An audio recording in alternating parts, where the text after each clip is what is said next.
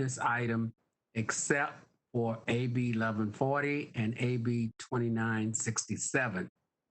Once we've finished that portion of the item, Ms. Wesley will exit the meeting and Mr. Brown can provide any updates he has with respects to AB 1140 and AB 2967. And board members can ask any question and have a discussion. So with that, I will turn it over to Ms. Wesley. You faded out. Were you turning it to me to respond? Yes. Okay. Thank you, Mr. Jones.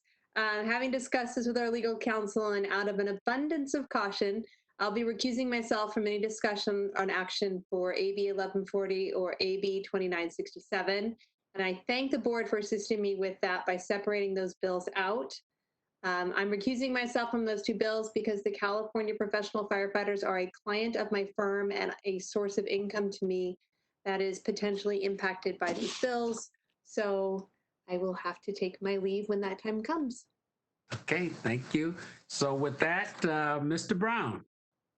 Thank you, Mr. President. And that actually works out perfectly with the way we planned out this presentation without even knowing that. So I'm actually going to turn it over to Dan Crowley and his team right now to start with the federal update, because there's just a lot more going on the federal side than the state side. And so once he's done, we can take questions on the federal side, or we can go right to my state update. So Dan, if you're hopefully on.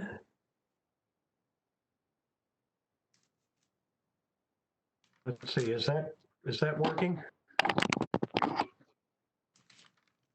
Mr. President, can you hear me? Yes. Okay, very good.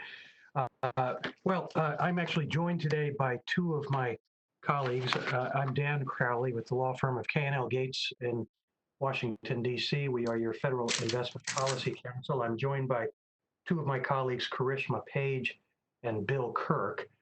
And I thought we always enjoy your questions more than listening to ourselves talk. So I thought we would try to give you a short presentation.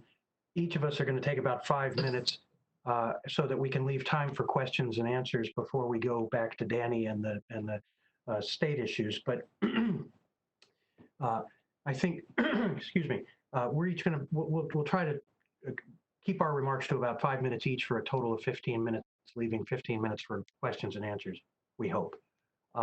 I'm going to talk about our activities on your behalf this year to date, and then Karishma is going to talk about the balance of the year, and Bill is going to talk about planning for 2021 and beyond. It's sort of an arbitrary way to divvy up our remarks, but we work together very closely as a team and can sort of take any piece of it, but it just seemed like an equitable way to divvy up the labor. So let me start quickly by talking about continuing DC outreach. Obviously, it's been a remarkable year, a really unprecedented year, but it started with Ramon coming to DC in January, and he probably had 12.5 meetings with members. It was an excellent example of board engagement with policymakers in DC. Went very well.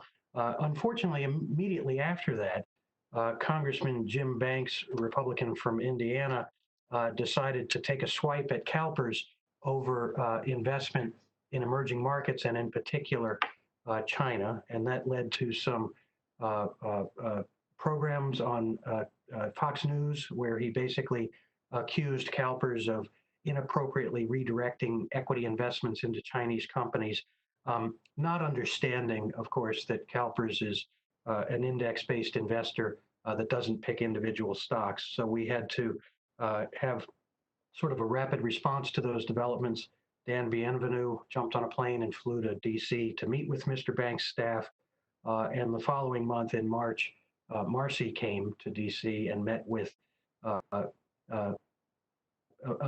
number of senior policymakers, including Treasury Secretary Mnuchin, Senate Banking Committee Chairman Mike Crapo, House Financial Services Committee Chairwoman Waters, and a number of others, including senior staff to the leaders, Speaker Pelosi and House Minority Leader Kevin McCarthy. And I think it's safe to say that we were able to educate all these policymakers in a way that allowed us to put an end to that unfortunate episode. The underlying issue of China investments continues to be salient in Washington, and I would be happy to address that during Q&A if anyone would like to explore that. Shortly after Marcy came to Washington, I think had a really excellent round of policymaker meetings. COVID-19 started. The White House declared the pandemic about a week later, and that started really an unprecedented avalanche of both legislative and regulatory activity. There have now been 4 major pieces of federal legislation, mostly with spending for COVID-19 relief efforts and funding of various programs through the Federal Reserve and Treasury.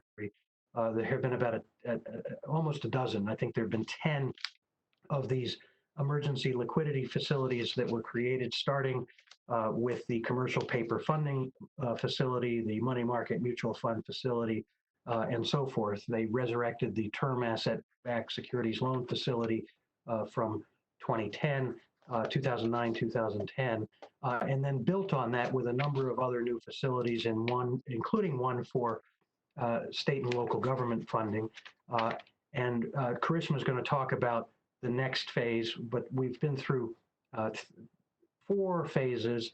The biggest piece of that was the CARES Act, which created the Paycheck Protection Program and set up the funding mechanism for the Main Street Lending Facility, and of course, direct payments to airlines and service providers to airlines and defense contractors and people like that. All of that legislative activity has taken place since March, which is really remarkable. We, of course, have been monitoring all that and keeping your government affairs team up to speed, but we continue to engage.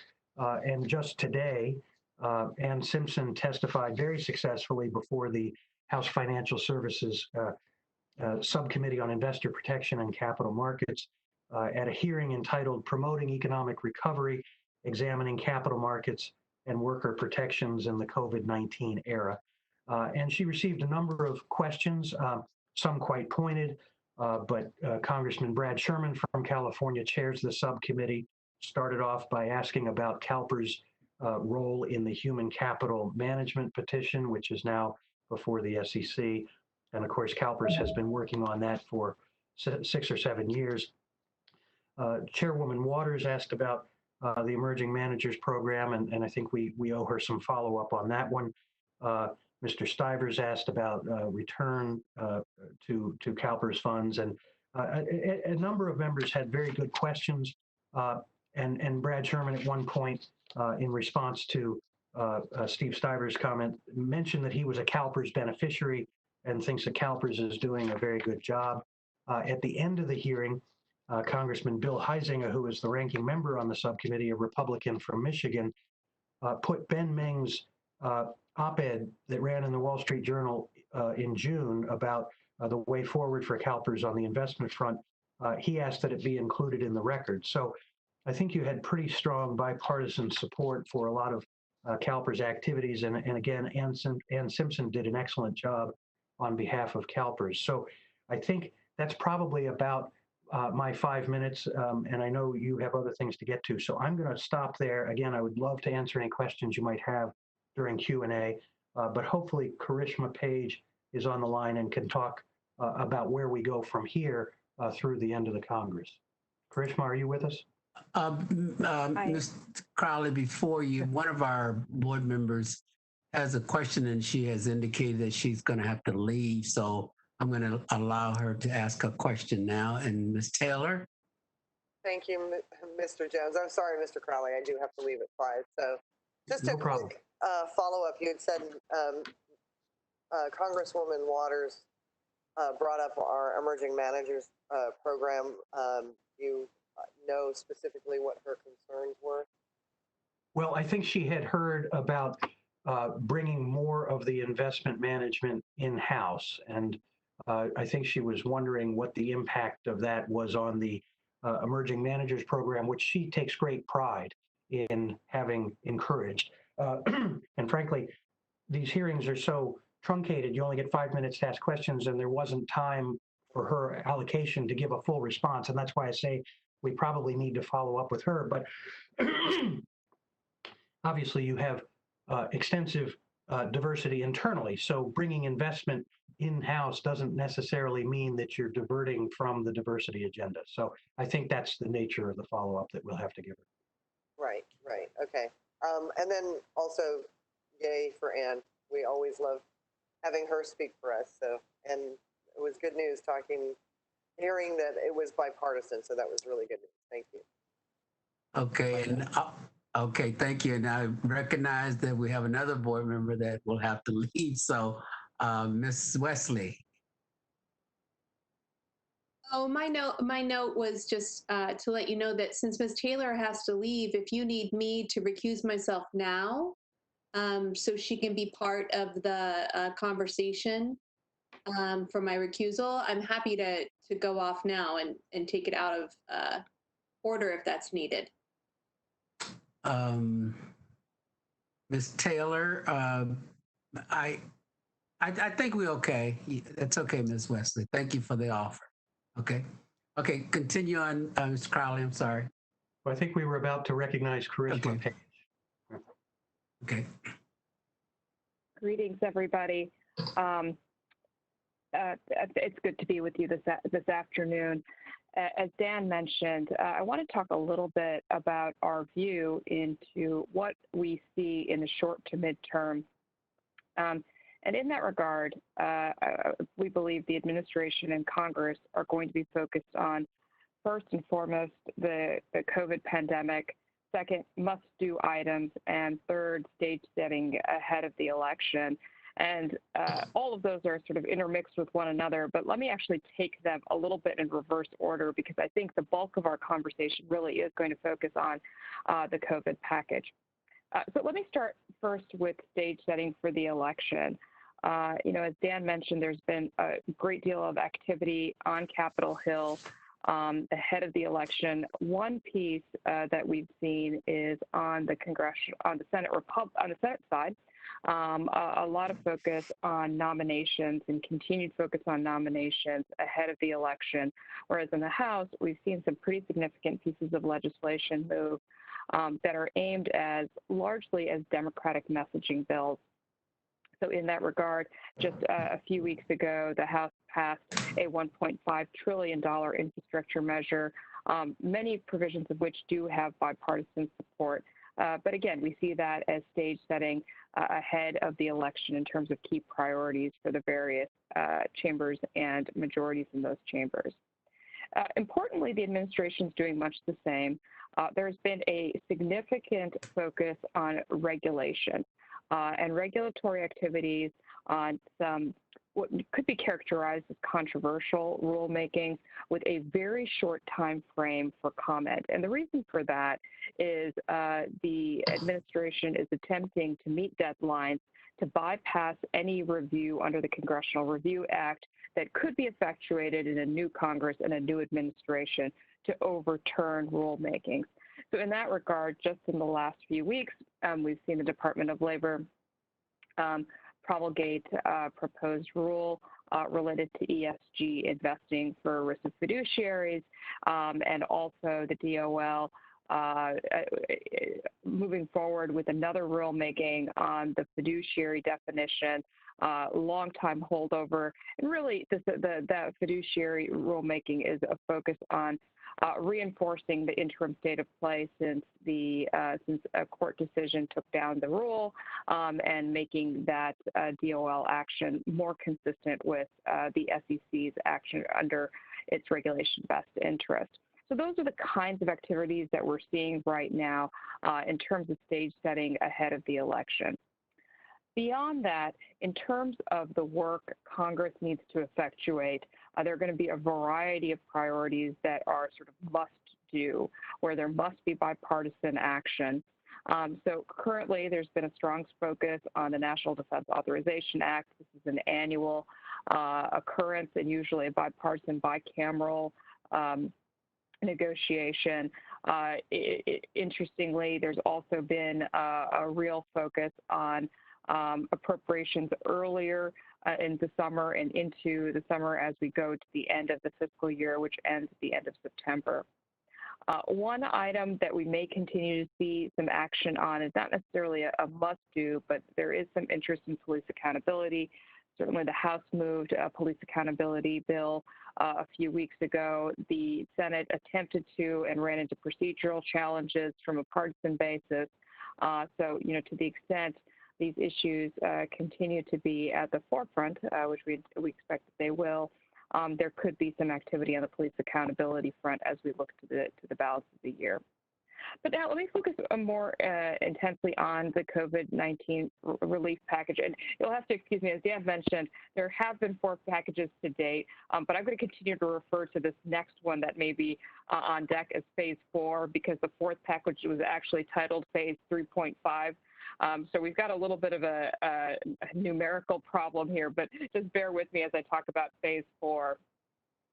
Rolling back the tape here just a little bit, House Democrats passed a $3 trillion measure in May known as the HEROES Act. And this was the House Democratic starting bid on what would be the next COVID relief package. Largely a list of Democratic priorities. There are measures that do have bipartisan support. But the congressional Republican reaction was really the one to gauge the course of both the pandemic and the economic impact. And so, to Dan's point, we had a number of programs that were put in place. We wanted to see whether they were working or not. And by we, I mean the government. In fact, programs like the PPP, the Paycheck Protection Program, have been somewhat successful, even though there are areas where there could be continued improvements. And some of the earlier Federal Reserve facilities, largely those that were advanced as part of the existing 13.3 emergency authorities, have worked reasonably well. Others have been slower to come online, have had less subscription, but have provided important messages to the market. So now really where we are is congressional Republicans really starting to focus in on the fact that there is a need for this phase 4. And earlier this week, the Senate Majority Leader said that the next round of negotiations are expected to continue when Congress comes back into town next week. And there could be a GOP plan released as part of that of those negotiations. There's a desire to wrap up by the end of July. The key date here is the expiration of the additional $600 unemployment insurance payment that does run out at the end of July. But there's also a chance that if an agreement is not reached, negotiations could go into August. So, some of us that have been in the Beltway for some time and maybe a little cynical could say perhaps even into September as we look to having a little bit more proximity to the election. At this stage, the best guess in terms of the size is somewhere between just the sub $1 trillion to sub $2 trillion range. Of course, a lot of this depends on a very fluid situation with the pandemic and the economic impact of reopen or perhaps pause and reopen. And the potential Republican plan that I just mentioned has been indicated to be about a $1.3 trillion plan. So the real question is here, we've got a number of really significant needs and priorities, and really what is the weight that this package could bear based on the agreement of how big it can be. Congressional Republicans are focused on this issue of liability relief, providing premises relief for businesses as they open with respect to their employees and customers. That is a key Republican priority. Another priority that's become a bipartisan priority is aid for hospitals and education systems. Other things on deck include tax credits to help retain workers, rehire workers, and keep spaces safe. But critically, as I'm sure is of critical interest to this group, one of the key areas of debate is going to be the area of aid to state and local governments. Governments, obviously, you all are living very, very closely, is increased budget constraints, not only as receipts slow, but funds are being deployed for COVID relief, COVID response. Democrats have called in that HEROES package that I mentioned for May, it was a $1 trillion infusion to state and local governments. And the calls have been somewhere between the $500 billion to $1 trillion range. But again, it's not really clear whether that package is going to be large enough to support that. As Dan mentioned, there have been a couple different programs that have already been put in place on the state and local side. One is the Federal Reserve Municipal Liquidity Facility, which has had a limited uptake, some in part to the interest rates, others related to some of the way the programs are structured that seem to have been discouraging access. And similarly, under the CARES Act, which is a Phase 2 package, there's a $150 billion federal program that was largely intended to help with COVID response specifically. But again, there's been some restrictions placed on that, and so the deployment of those funds has left some gaps. So that's all to say this is an area where there continues to be a lot of focus, a lot of questions. And certainly to the extent that this package is wrapped up, it certainly could make way for another package, potentially more focused on economic stimulus as we move towards the end of the year. So a lot to still happen before the end of the year. And of course, with the election just around the corner, we're going to be looking ahead to the year ahead. And with that, I'd love to turn it over to my colleague, Bill Kirk.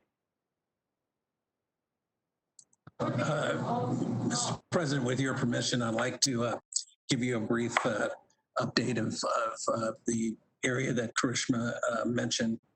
I would say it's good to kind of interact with you. I haven't seen you or interacted with you since you came to Washington a few years ago to participate in the Congressional Black Caucus Foundation's annual legislative conference, and you did a great job on their panels. I guess the message that we would like to convey to you going forward, if we think about the election beyond, a couple of themes. First theme is that regardless of who wins the election, there's going to be a lot of change that occurs. Even if President Trump wins the election in the executive branch, end of presidencies, first terms of presidencies is a period of transition, a period of turnover for a lot of personnel. And so there will be a significant amount of turnover and churn there that we will be tracking very, very closely. If Mr. Biden wins, becomes president, clearly there will be a lot of change. He'll have an extensive transition apparatus, and we will be tracking that. Now, before the election, each of these campaigns has their own kind of policy making apparatus to try to establish policies and benchmarks for the future. And so we have a window into each of those campaigns. In the case of the Biden campaign, they have established a number of working groups, a number of advisory panels, and we are able to track those that directly relate to the kinds of concerns that an investor like CalPERS would have, and some of the other healthcare issues that I heard in the earlier part of the conversation. We do have some entry into what the Trump campaign is doing. It's a little bit more fluid. I'm not trying to be partisan, but it is a little bit more fluid there. But we're able to take a look at that. Change will also occur at the congressional level. The current projections by the pundits is that Democrats will retain the House, that the Senate may be in for a change in leadership and who's in the majority. That yet remains to be seen. There's some trends that suggest that that's happening, but in our world, we prepare for either eventuality. Assuming that the House stays Democratic, there are going to be some changes because there will be retirements. There are there have been some challengers who have successfully challenged Democrats in some primaries. So there will be some change in some of the committee leaderships. It's yet to be seen whether those changes will occur in the Financial Services Committee or in the Agriculture Committee that deals with derivatives and things like that. But we track that and we pay attention to that. Similarly, over in the Senate, there'll be changes if the Senate retains Republican control. The Republican conference has rules that allow their members to chair committees and subcommittees for a period of time. So there will be some changes there, including some changes to some of the panels that we track for you guys. So change is something, is one high level thought. Second high level thought is, and I enjoyed some of the conversation. I've been listening to the board presentations. There are a number of high level issues that are going to be dealt with as a result of the tragic incidents of George Floyd and things around that. Issues of social justice seem to be going to be in center stage going forward. And it's being reflected in some of the legislation that Karishma referenced. It's also reflected in some of the speeches and talking points and platform points that candidates in both parties are actually speaking to. And so in that regard, I was very interested to hear your conversation about your new diversity and inclusion officer. CalPERS is being right on point and ahead of the curve there. There'll be increasing focus on those issues. And there's going to be increasing focus from the private sector companies to which you invest either directly or through intermediaries on these social justice issues. And we're noticing that many of these companies are beginning to change their public policy platforms and the things and their engagement strategies on these issues. And it's something that I think fits very nicely and dovetails very nicely with some of the themes that CalPERS has been advocating for a long time. Your ESG approaches, many of the diversity concerns that have been expressed, et cetera, et cetera. I do want to talk about the fact, and I think Karishma may have alluded to this, that one of the other big issues that we're going to see, continue to see, is the impact of the Supreme Court going forward, not just the judiciary at the district and the circuit court levels, but the Supreme Court. We know that there are some direct challenges to the Affordable Care Act still to come, and depending upon how those decisions come out, that'll have major implications for you guys as well. I also wanted to mention that that California, as a congressional delegation, will continue to have an outsized influence in the Congress and in the policymaking process, notwithstanding the fact of change that I said. Speaker Pelosi, no doubt, will continue to be Speaker if Democrats retain control of the House. You have some very influential members. So we've talked about Congresswoman Waters, who is the chair of the Financial Services Committee.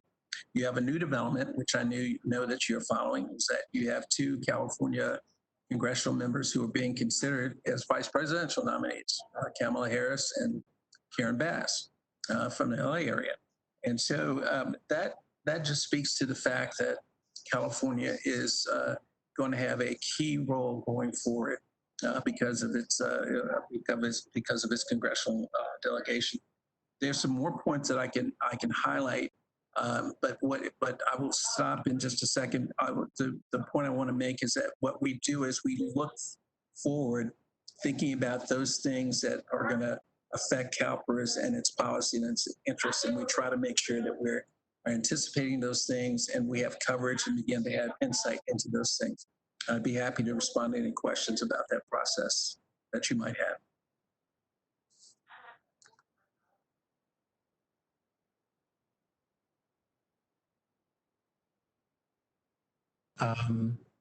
Except, yeah, I don't see any questions. Cherie, are you on the line? Cherie? Hi, Henry. Yeah, do we have a call coming in yet on a note? I have not seen the call come in yet. Okay, all right. Okay, so, okay, just let me know.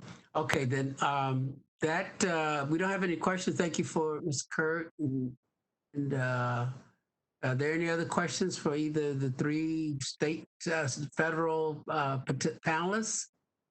So seeing none, thank you very much. Then we'll turn it back to Danny. Yeah. Henry, excuse me. Hi, this is Karen Perkins. I Yes. believe we have Fiona Ma on the line, and I believe that she wanted to make a comment.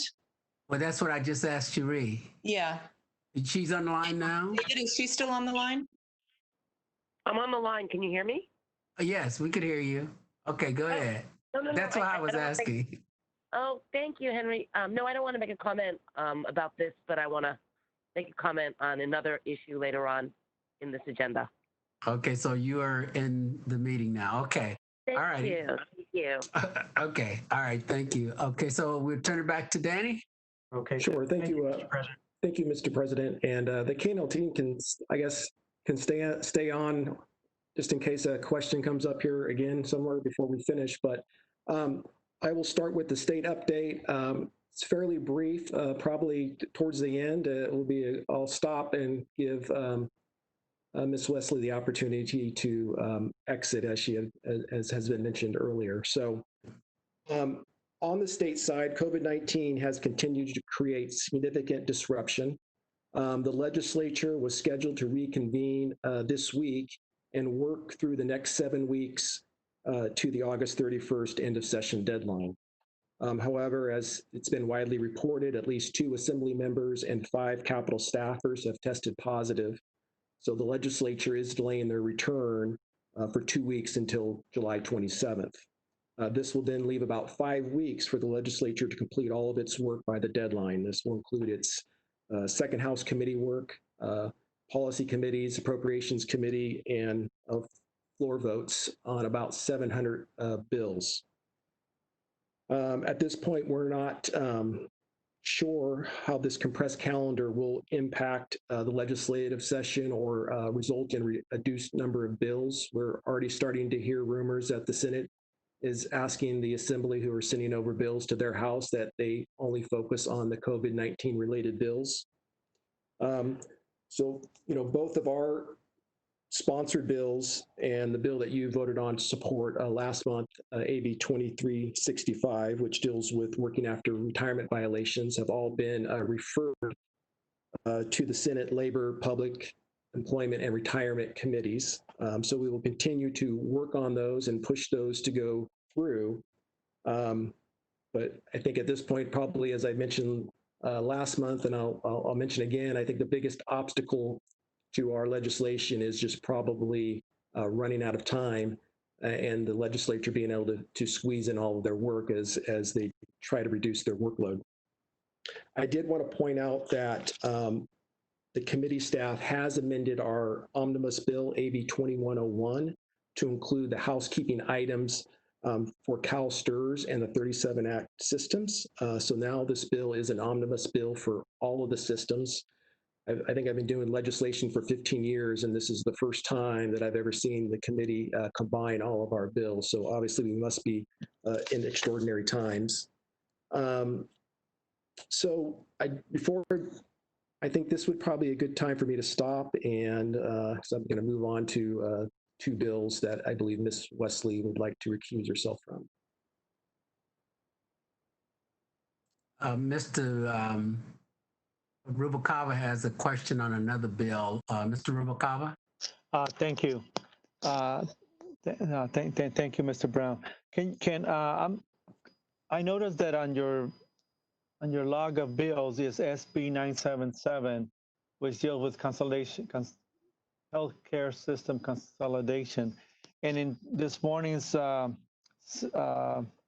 discussion, or today's discussion, I can't remember if it was morning or afternoon, I think it was morning, Dr. Daphne's presentation and the PowerPoints that went with it, and also the staff memo, talk about how consolidations and mergers result in less competition and higher prices.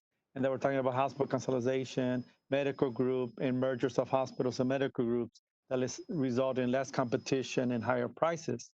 And also, I think it was in the staff memo, there was some reference that one of the next steps should be, or one of the recommendations will be, to increase our legislative engagement. So I think this bill, SB 977, could be part action taken, just monitoring, and we have no position. So I was wondering if you could speak to that. for Sure. that bill? Thank you. Thank you for the question. I mean, it is something that we have been looking at. I know that's something that we've probably, our health team has had conversations with the AG's office and provided some technical assistance. I think, our analysis of it is we're kind of looking at from an enterprise standpoint. So, we haven't got to the level where we've got a full analysis where we were, ready to bring it to the board. But I think it's something that, could be positive and could be negative, and from an enterprise standpoint. So it's just something that we've continued to watch and see how the bill plays out as it gets amended through the process. Thank you. Mr. Jones, Yes. given the report that we heard that it's a compressed legislative calendar, I would request that we definitely monitor this bill and maybe bring it back next month if there's still time for opposition, if it's appropriate.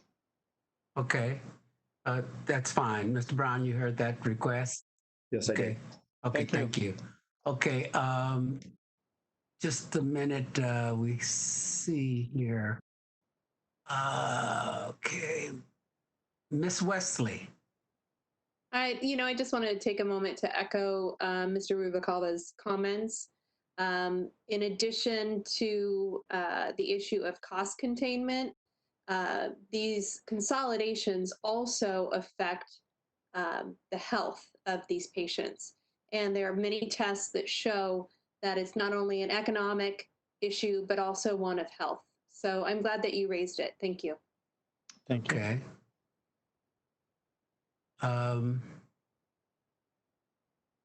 Okay, I'm trying to navigate this this panel over here.